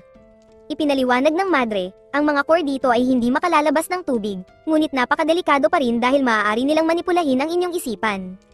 Bigla namang sinabi ni Hakiren kay Tito na manatili sa likuran. Agad siyang sumugod sa mga core at sinimulang atakehin ang mga ito. Namangha ang lahat sa lakas at katumpakan ng kanyang mga pag-atake. Sinabi ni Hakiren kay Tito, hindi tayo magkapareho. Ang emosyon mo ay hindi katulad ng akin. Dito napagtanto ni Tito na ang Xiphone ay nagmumula sa mga salita at kumakatawan sa emosyon ng isang tao. Ngunit naisip niya rin na hindi tumutugon ang Baculus sa kanyang mga salita dahil ito ay hindi isang simpleng sandata para sa pagpatay. Nag-focus si Tito sa paglalabas ng enerhiya mula sa kanyang Baculus na magpapalakas sa kanya upang hindi na siya mawalan ng mahal sa buhay. Ngunit kahit anong gawin niya, hindi pa rin ito gumagana. Narinig niya ang tawanan ng iba pang mga kandidato. Sinabi ni Hakiren sa kanya na magpatuloy at huwag sumuko. Biglang lumapit si Archbishop Baston at sinabing, mag-focus ka sa hanggaring maglingkod sa Diyos at subukang muli. Hindi alam ni Tito kung ano ang tunay na anyo ng Diyos, ngunit naisip niya, kung ang Diyos ay isang tao na makapagbibigay sa akin ng lakas, iisipin ko si Mykage. Sa pag-iisip niya kay Mykage, isang makapangyarihang enerhiya ang biglang lumabas mula sa Baculus. Lahat ng naroon ay natulala, napansin ni Baston na ang Baculus na hawak ni Tito ay pag-aari ni Frau. Biglang nagtanong si Hakiren kung paano konektado si Tito kay Frau. Nang tinawag ni Tito si Frau na perverted bishop, sinampal siya ni Hakiren at sinabing, si Frau ang nakakuha ng pinakamataas na score sa ikalawang bahagi ng exam, at ginagamit mo ang Baculus niya nang hindi mo man lang alam. Dahil sa pagtatalo nila, pareho silang pinalayas mula sa practice arena. Habang naglalakad, narinig nila ang sigawan ng mga madre. Tumakbo sila patungo sa direksyon ng ingay at nakita si Guard Aldo, patay sa malamig na dugo. Narinig nila ang mga bulong-bulungan ng mga tao, sinasabing ang 7 ghosts ang pumatay kay Aldo dahil isa siyang mamamatay tao. Sa paligid, nakita ni Tito ang isang madilim na anino. Napansin niyang mukha itong si Frau, ngunit malamig at parang walang emosyon ang itsura nito. Kinagabihan, palihim na lumabas si Tito at pumunta sa isang glass painting ni Mother Mary na may hawak na sanggol. Biglang nagbalik ang mga alaala niya noong dinala siya ng kanyang ama sa isang hindi pamilyar na lugar. Sinabi ng kanyang ama, makikilala mo ang ilang mahalagang tao, alagaan mo sila. Natapos ang flashback at bumalik siya sa kanyang kwarto, kung saan tinanong siya ni Hakiren kung galing siya sa kwarto ng isang madre. Agad namang itinanggi ni Tito at sinabing tumigil na si Hakiren sa pang-iintriga. Biniro siya ni Hakiren, gusto mo bang matutunan kung paano lapitan ang mga babae? Sabihin mo lang sa akin, ngunit sagot ni Tito, may ibang bagay na gumugulo sa akin. Sinabi ni Hakiren na hindi pa sapat ang kanilang pagkakakilala upang magbahagi ng mga lihim. Kinabukasan, habang papunta sa klase, sinalubong muli si Tito ng mga madre, na humanga sa kanyang determinasyon na mag-aral. Sinabi nila, ang sipag mo, nandito kami para sumuporta sa iyo. Pumunta si Tito sa library upang maghanap ng impormasyon tungkol sa kanyang nakaraan at sa Eye of Michael. Alam niyang isinakripisyo ng kanyang ama ang buhay nito upang ibigay sa kanya ang mata, ngunit wala siyang makitang impormasyon tungkol dito. Biglang may aklat na kusang nagbukas, at napunta ito sa pahina tungkol kay Verloren, ang maalamat na God of Death na tumakas mula sa langit matapos patayin ang anak ng Chief of Heaven. Biglang nagliwanag ang mga salita at nagsimulang umikot sa paligid ni Tito, parang Xiphon. Bumagsak siya sa upuan, at napansin ng lahat, iniisip na parang nasiraan na siya ng ulo. Dumating sina Frau at Hakiren upang tulungan siya. Tinanong ni Tito si Frau, ano ang nangyari kay Aldo kagabi? Napansin ni Hakiren na nasa tabi nila si Frau at binigyan siya ng isang magazine na puno ng nudes.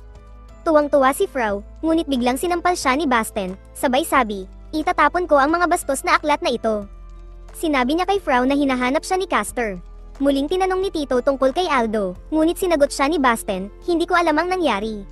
Sa ngayon, iniimbestigahan na ng Imperial Guards ang insidente. Ipinaliwanag niya na ang autopsy ay nagpakita na si Aldo ay namatay dahil sa shock mula sa isang malakas na tama sa likod. Ang mga madugong yapak ay nagmumungkahi na pinilit ng mamamatay tao si Aldo na buksan ang gate ng pangunahing pasukan. Posible raw na isang insider job ito, dahil walang sino man ang umalis sa simbahan noong gabing iyon. Tiniyak ni Basten kay Tito, ang sino mang pumatay kay Aldo ay paparusahan. Kahit siya ay isang mamamatay tao, ang lahat ng ito ay nasa mga kamay ng 7 ghosts na isinugo ng langit. Sila ang hindi kailanman nagpapatawad sa kasamaan, tiniyak ni Bishop Basten kay Tito, dinobol na namin ang seguridad dito sa simbahan. Walang makakapasok sa lugar na ito, at tiyak na poprotektahan ng Diyos ang mga gumagawa ng mabuti. Makalipas ang ilang sandali, sinabi ni Castor kay Frau na ipinatawag siya ng Pope para sa isang pagpupulong. Idinagdag niya na kung hindi matututunan ni Tito na kontrolin ang kanyang Xiphon at gamitin ang Baculus, hindi siya papayag ang umalis ng simbahan. Biglang bumukas ang pinto, at nakita nila si Tito na nakatayo sa harap nito. Agad itong nagsorry kay Frau dahil nabali niya ang Baculus nito, at tumakbo palayo. Naiwan si Frau na nag-iisip kung narinig ba ni Tito ang kanilang pinag-usapan. Samantala, nagwala si Tito nang malaman niyang alam na ng 3 bishop ang tungkol sa Eye of Michael at Mel. Naisip niya na kaya pala hindi siya pinapayagan umalis ng simbahan. Naalala niya ang kanyang nakaraan bilang isang ulila na pinalaki ng isang father sa simbahan. Tinuruan siya nitong maging mabait, magbahagi, at tumulong sa nangangailangan. Ngunit sumiklab ang gyera, napatay ang hari ng Rags, at sinabi ng father sa kanya na mabuhay at huwag mahulog sa kamay ng Imperial Army. Nang magmakaawa si Tito na huwag siyang iwan ng father, sinabi nito, kapag dumating ang tamang panahon, maaalala mo ang lahat ng itinuro ko. Mahal kita, biniyayaan siya ng father ng kanyang kapangyarihan bago ito napatay. Biglang naging malinaw ang lahat kay Tito, hindi niya napigilan ang kanyang luha nang maisip na parehong namatay sina Mikeage at ang father dahil sa kanya. Nakita ni Hakiren si Tito na umiiyak at agad itong sinabi kay Bishop Frau. Nang puntahan ni Frau si Tito, tinanong siya ni Tito kung alam ba nito ang tungkol sa Eye of Michael. Sinabi niya na noong unang makita ni Bishop Labrador ang mata, hindi ito nagulat. Nagpasalamat si Tito kay Frau sa lahat ng tulong nito ngunit inamin niyang nararamdaman niyang ginagamit lamang siya, katulad ng ginawa ng Imperial Army. Sumigaw si Tito, nais mo rin bang angkinin ang Eye of Michael? Tumalon siya papunta kay Frau, puno ng galit, ngunit hinawakan siya ni Frau at pinigilan, sinabing, may oras ka ba para husgahan ng iba, gayong hindi mo nga kayang protektahan ang sarili mo. Agad siyang pinadapa ni Frau, at nakiusap si Tito, patayin mo na lang ako. Ngunit tumanggi si Frau, sinabing, trabaho ko na protektahan ka. Pero hindi ako laging nasa tabi mo, kaya gusto kong maging malakas ka ng mag-isa. Napagtanto ni Tito na ang mga salitang iyon ay eksaktong sinabi rin ng kanyang yumaong ama. Sinabi ni Frau, ang Eye of Michael ay simbolo ng pag-asa na iniwan sa iyo ng father. Kailangan mo itong protektahan, biglang napansin ni Tito ang nabanggit ni Frau tungkol sa kanyang ama at tinanong siya, paano mo nalaman ang tungkol sa father? Sagot ni Frau, malalaman mo rin sa tamang panahon. Samantala, sinabi ni Castor kina Frau at Labrador na nararamdaman niyang may kakaibang presensya sa mga kandidato ngayong taon. Natatakot siyang maaaring may masamang balak ang isa sa kanila. Sinabi ni Labrador, hindi ko maihiwalay ang pangit sa maganda hanggat pareho silang hindi pa ganap. Posibleng ang isa sa mga kandidato ang maging masama. Nagbiro naman si Frau, huwag kayong mag-alala, kapag dumating ang tamang panahon, haharapin natin ang masama. Sa ngayon, hayaan nating maghanda ang mga kandidato para sa exam. Kinagabihan, naghihintay si Tito sa special training mula kay Castor. Dumating ito at sinabi sa kanya, ngayong gabi, magtatrabaho tayo sa pagpapalakas ng iyong mental na lakas. Lagi mong nasisira ang Baculus dahil ang iyong Xiphone ay may likas na eksplosibong katangian. Ipinaliwanag ni Castor kay Tito, para magamit mo ng maayos ang Baculus, kailangan mong panatilihin ang tamang antas ng iyong enerhiya. Naisip ni Tito kung ito ba ay dahil sinanay siya sa academy na patayin ng maraming kaaway sa pinakamaikling oras. Sinabi ni Castor na dapat siyang tumakbo sa paligid ng simbahan habang hinahabol ng kanyang cordals upang hindi siya maging tamad. Dagdag pa, kailangan niyang tumakbo sa Zim track na ginawa ni Castor at gumawa ng sariling Xiphone shield upang hindi siya liparin sa ere. Agad na nagsimula si Tito sa pagtakbo, habang ang mga nakakainis na cordals ay hinahabol siya na parang mga manok. Pinapalibutan at inaatake siya ng mga ito mula sa lahat ng direksyon. Ngunit hindi nila alam na ang isa sa mga tauhan ni Ayanami ay pinapanood sila mula sa malayo. Pagkatapos ng pagsasanay, halos patay na si Tito sa pagod at bumagsak sa kama. Habang nagbibihis ng kanyang pantulog, napansin ni Hakiren ang marka ng isang battle slave sa likod ni Tito. Nagtaka siya kung ito ang dahilan kung bakit napakalakas ng kanyang Xiphone. Sinabi ni Hakiren na nahirapan siyang alagaan ng pink na hayop habang wala si Tito. Sinagot siya ni Tito, siya ang reinkarnasyon ng kaibigan kong si Mikage, at dahil sa kanya kaya ako kumukuha ng exam na ito. Tinanong ni Tito si Hakiren kung bakit ito kumukuha ng exam. Sagot ni Hakiren, isang araw, sinapian ng core ang aking ina. Ngunit tumanggi ang aking ama na humingi ng tulong mula sa bishop dahil natatakot siyang mapahiya ang Oak family. Ikinulong niya ang aking ina sa isang silid, ngunit biglang lumitaw si Bishop Frau at ginamo siya. Bago ko pa man siya mapasalamatan, bigla siyang nawala. Kaya't ngayon, kahit namula ako sa isang militar na pamilya, nais kong sundan ang sarili kong landas at pasalamatan si Bishop Frau, ang aking tagapagligtas. Narinig ito ni Tito at sinabing, ang tapang mo dahil pinili mo ang sarili mong landas. Nagpasalamat sila sa isa't isa at natulog. Kinabukasan, sa wakas ay nagawa ni Tito na talunin ang mga cordals. Binigyan siya ni Castor ng isang professional Baculus at sinabing subukan ito sa mga cordals. Agad na ginamit ni Tito ang kanyang Xiphone, ipinasok ito sa Baculus, at inatake ang mga dolls, nasira ang marami sa mga ito. Napagtanto niyang ito ang unang pagkakataon na nagawa niyang kontrolin ng maayos ang kanyang kapangyarihan. Alam ni Castor na medyo mahihirapan si Tito sa paggamit ng bagong Baculus, ngunit makakatulong ito upang makontrol ang labis niyang lakas. Biglang napansin ni Castor na pinapanood sila ni Hakiren mula sa likod ng pader. Sinabi niya, sumali ka na rin kung gusto mo. Habang pauwi sila pagkatapos ng pagsasanay, biglang nagbukas ang isang portal sa kanilang likuran at lumabas ang isang dark energy. Nararamdaman ni Tito ang enerhiya gamit ang Eye of Michael, ngunit bago siya makagalaw, tinanggap ni Hakiren ang atake gamit ang kanyang sandata. Sa lakas ng enerhiya, tumilapon si Hakiren palabas ng bintana. Mabilis na inabot ni Tito ang kanyang kamay kay Hakiren habang balanseng nakatayo gamit ang Baculus. Ngunit nasira ito ng dark energy. Sa kabutihang palad, dumating si Frau sa tamang oras at sinagip sila mula sa pagbagsak sa tore ng simbahan. Inilabas ni Frau ang kanyang side at inatake ang anino, binasag ito sa maraming piraso na pumalibot sa kanya. Samantala, napagtanto ng dalawang tauhan ni Ayanami na si Frau ang tunay na Sikhel, isa sa 7 ghosts. Tinanong ni Tito si Frau, ano ang nangyayari? Sagot ni Frau, ang anino ay isang wars, isang tao na natupad na ang 3 hiling mula sa core. Biglang nawala ang anino, at nang tingnan nila, nakita nilang ang katawan ng anino ay si Guard Aldo, patay at walang buhay. Napansin ni Frau ang isa sa mga tauhan ni Ayanami at sinubukang atakehin ito, ngunit nakatakas ang kalaban. Sa isang pagpupulong kasama ang Archbishop tungkol sa mga isyu ng wars, nagkaroon ng kaguluhan. Lahat ay nagtataka kung paano nagawang makapasok ng Evil Dark Shadow sa simbahan, gayong walang bakas ng black magic. Samantala, iniisip ni Castor na maaaring ang Eye of Michael ang dahilan kung bakit nangyayari ito, at tanging ang 3 bishop at ang archbishop lamang ang nakakaalam ng lihim. Kinabukasan, nagising ng sabay sina Tito at Hakiren matapos silang umatras mula sa insidente ng nakaraang gabi. Defensively, sinabi ni Tito kay Hakiren na lumayo sa kanya. Ang shadow na iyon ay hinahabol ako, at muntik na akong mamatay kagabi habang inililigtas ka. Kung hindi dumating si Frau, baka nasa kabaong na ako ngayon. Tumugon si Hakiren, ako ang nagbuwis ng buhay ko upang iligtas ka. Bilang isang bishop, hindi ako kailanman tatakbo palayo sa pagliligtas ng sinuman mula sa kadiliman. Biglang dumating si Frau mula sa isang sulok at tinanong ni Tito kung ang wars kagabi ay pamilyar. Sinabi ni Frau, ang core kagabi ay marahil kinuha ang kaluluwa at katawan ng tao. Lahat ng ito ay nangyayari dahil sinusubukan ng madilim na puwersa na ihanda ang mundo para sa muling pagkabuhay ni Verloren sa pamamagitan ng pagpapalaganap ng kadiliman. Napagtanto ni Tito na dati siyang isang mahina at walang magawa, ngunit unti-unti siyang nagiging mas malakas. Sinabi niya kay Hakiren, kapag kaya ko nang protektahan ka, magiging kaibigan kita. Paglaon, nakasalubong nila ang mga madre na pinuri si Tito sa kanyang kasipagan. Sagot niya, marami pa akong hindi nauunawaan, pero hindi ako uusad kung patuloy akong maghay-hinala sa iba. Kaya magtatrabaho ako ng husto, sa library, abala sina Tito at Hakiren sa paghahanap ng mga aklat nang biglang lumapit ang isang kaina-hinalang bishop, isang tauhan ni Ayanami. Mabilis na hinarang siya ni Castor at tinanong kung ano ang kailangan niya. Itinapon ng bishop ang isang metal badge kay Tito at sinabing ang nagmamay-ari nito, si Fia Cruz, ay may mensahe para sa kanya. Naglakad ito palapit kay Tito sa isang nagbabanta na paraan, ngunit agad siyang binalot ni Castor gamit ang kanyang mga silver threads at itinapon ito sa library. Habang patuloy na bumubulong ang possessed na bishop, sinabi nitong, ang simbahan ay hindi kakampi ni Tito. Nang maglaon, natapos ni Castor ang laban, tinanong ni Hakiren si Tito kung sino si Fia Cruz, ngunit sagot niya, pamilyar ang pangalan, pero hindi ko maalala kung sino siya. Biglang dumating si Frau, tumatakbo patungo kay Tito at tinanong kung maayos si Castor. Ngunit si Tito, puno ng paghihinala, tumingin ng akusado kay Frau. Sinabi niya, sinabi ng tao kanina na ang simbahan ay hindi ko kakampi. Malungkot na sagot ni Frau, bumalik ka na naman sa paghihinala sa lahat.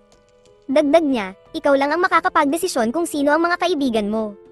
Ang tiwala mo ay nasa iyong mga kamay, pagkatapos, iniwan niya si Tito. Dumating ang dalawang bishop upang aliwin si Tito. Sinabi nila, siya ang tama, ikaw lang ang makakapagdesisyon kung sino ang kakampi mo. Dagdag ni Labrador, sa ngayon, nanginginig ka sa sakit na nararamdaman mo. Maya-maya, sinabi ni Hakiren kay Tito na tigilan na ang pag-aalala kung kakampi ba ng simbahan ang mga tao rito.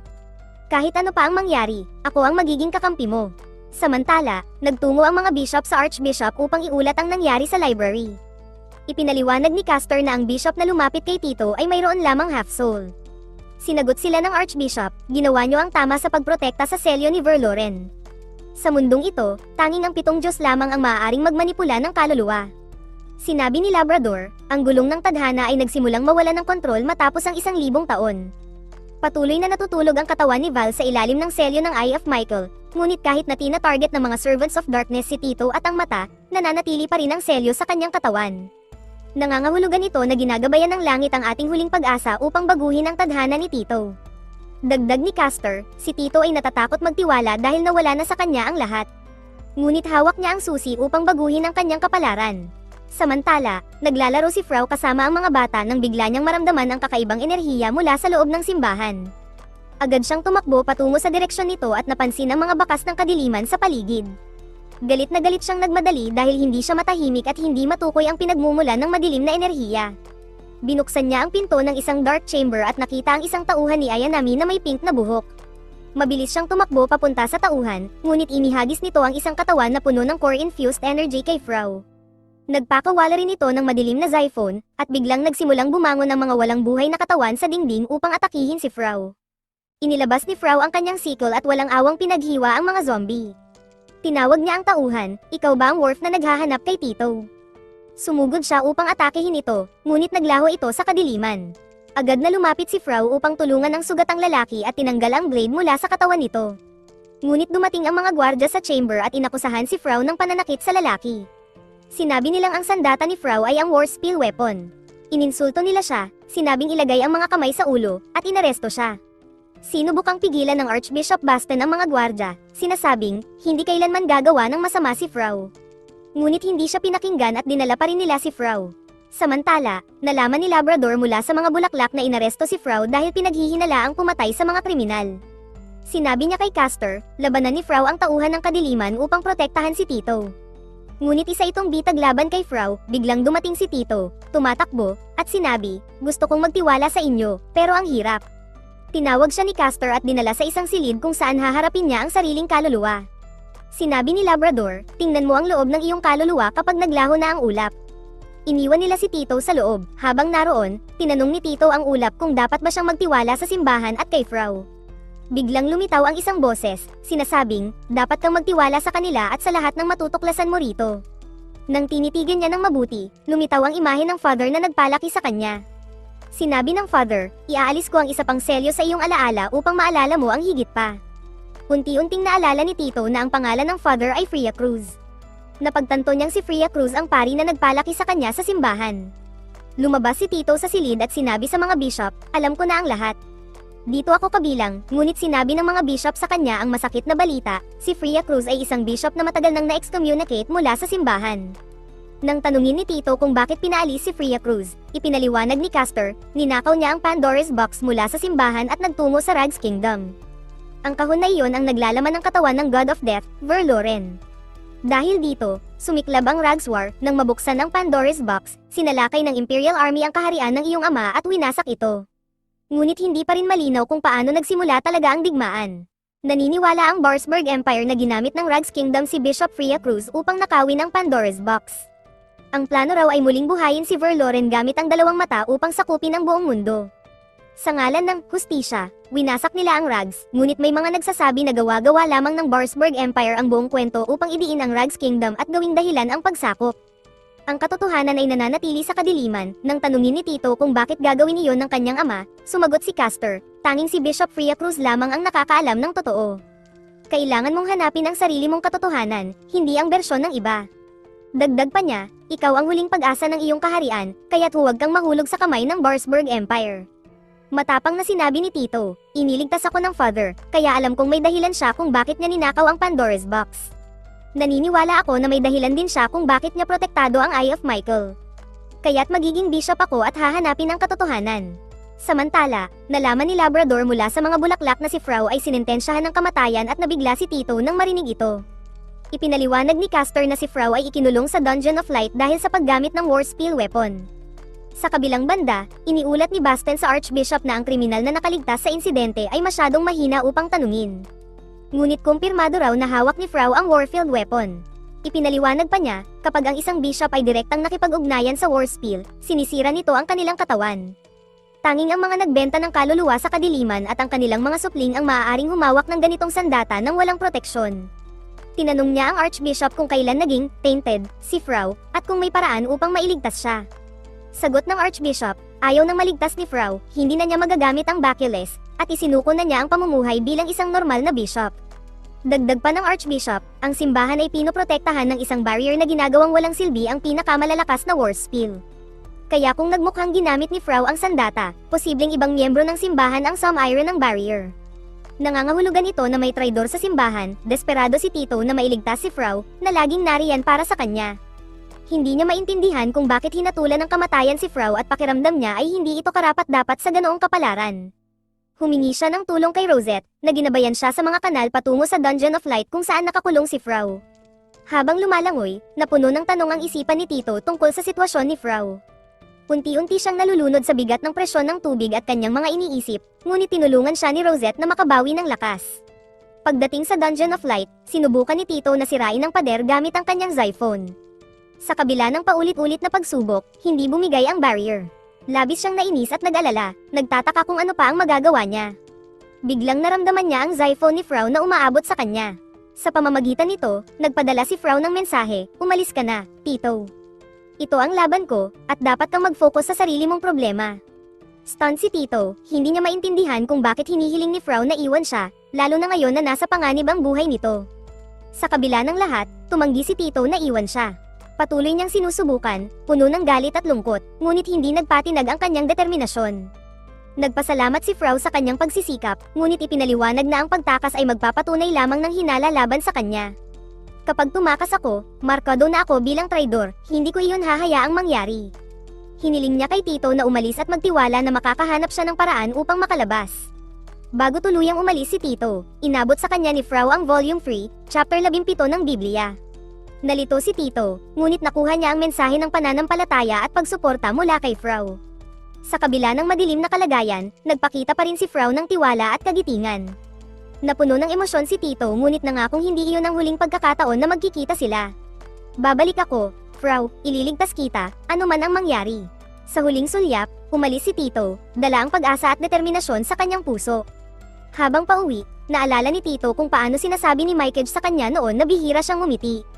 Kaya't nang tanungin niya si Mikeage kung paano ngumiti, sagot nito, kailangan mong paluwagin ang mga kalamnan ng mukha mo. At huwag kang mag-alala, tatangkad ka rin kung madalas kang ngumiti. Napangiti si Tito sa alaala, at sa sandaling iyon, tumigil siya sa paglalakad, pilit na ngumiti, at inalala kung paano siya pinapasaya ni Mikeage. Pagdating sa kanal, naisip ni Tito na hinding-hindi na niya hahayaang may mamatay pang taong mahalaga sa kanya. Nang lumabas siya, sinalubong siya ni Hakiren at inabot ang isang tuwalya. Paalala nito, nagkasundo tayo na gagawin ang lahat ng magkasama, pero tumakbo ka ng mag-isa. Tinitigan ni Hakiren ang kanyang mga mata at sinabi, nagbago na ang tingin mo, Tito, ibig sabihin, nagsimula ka ng muling magtiwala sa simbahan, sinabi pa ni Hakiren. Tiwala ako na magagawa nating dalawa ang tama para kay Bishop Frau, hahanapin natin kung sino ang nag-frame sa kanya, inabot ni Hakiren ang kamay niya, at sa sandaling iyon, nagdesisyon si Tito na magtulungan sila, nagkatinginan sila at nagkasundo, magkakaisa sila sa paghahanap ng katotohanan at katarungan para kay Frau.